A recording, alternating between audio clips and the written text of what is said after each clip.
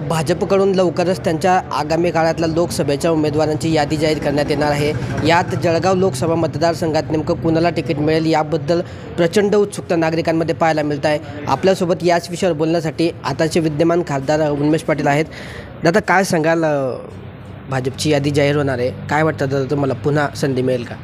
तुम्ही जे म्हटलं उत्सुकता किंवा कुतूहल, त्याचं मला खरोखर नाही आहे। मी खासदार आहे ना, त्यानं 5 वर्षामध्ये देशाच्या सर्वोच्च सभागृहातल्या या न्यायमंदिरामध्ये प्रथम निवडून आलेल्या 291 खासदारांमध्ये पहिल्या 10मध्ये येण्याचं काम त्या ठिकाणी केलं आहे।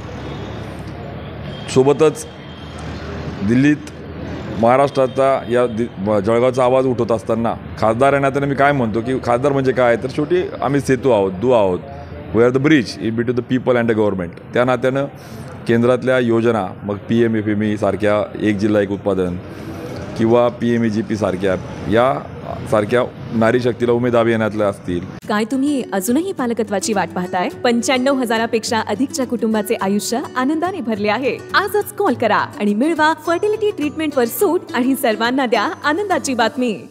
योजना पोहोचवणारा जळगाव जिल्हा महाराष्ट्रातला अग्रगण्य ठिकाणी राहिला आहे।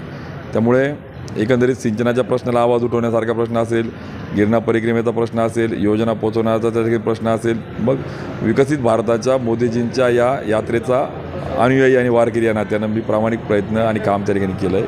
त्यामुळे मला असं वाटतं की माझ्या जीवनामध्ये आमदार खासदार होणं महत्त्वाचं नाही आहे, पद हे साध्य नाही आहे, त्या साधन म्हणून त्या ठिकाणी काम करणं, ते साधन म्हणून मिळालं ते काम त्या ठिकाणी केलं आहे। आता पुढचा निर्णय पार्लमेंटरी बोर्ड घेईल, त्यामध्ये आम्ही कार्यकर्ते काम करू।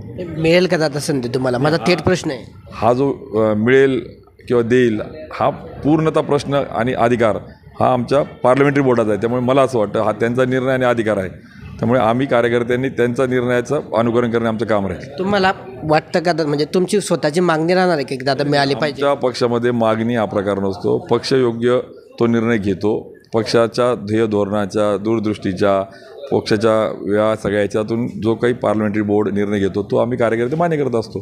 त्यामुळे भारतीय जनता पार्टीमध्ये इतर पक्षासारखा गट तट लॉबिंग, मी नाही तर तू, असे प्रकार नसतात आणि जे कोणी करतात त्यांना अजून भाजपा समजला नाही आहे याचा अर्थ।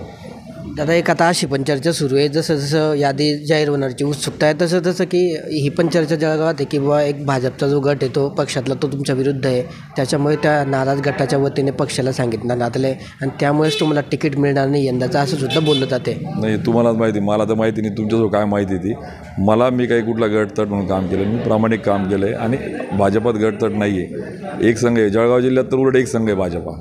त्यामुळे तुम्हाला चुकीची माहिती मिळाली, प्रश्न चुकीचा आहे, तुम्ही तुमच्या माहितीत भर करून घ्या। धन्यवाद। दादा, एक शेवटचा प्रश्न आहे आता की जर दादा उमेदवारी नाही मिळाली तर भूमिका काय राहील? अरे, मी विकसित भारताच्या मोदीजींच्या या प्रवासातला एक अनुयायी कार्यकर्ता म्हणून आहे। मी पुन्हा सांगतो, आज नाही, मी 10 वर्षापासून बोलतो की आमदार खासदार हे आमच्या जीवनाचं साध्य नाही, ते साधन आहे। साधन म्हणून काम करणे, या विकसित भारताच्या याच्यामध्ये योगदान आणि कर्तव्य बजावणे।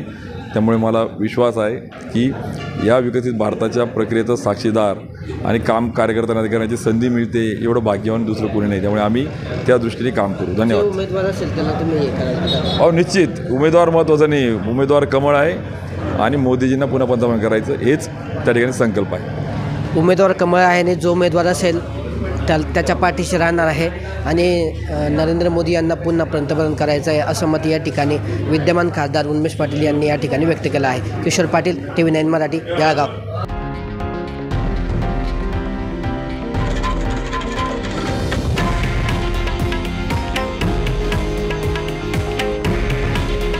हे आहे देशातील नंबर 1 न्यूज नेटवर्क आणि आपण पाहत आहात TV9 मराठी। काळजी तुमची, हित महाराष्ट्राचं।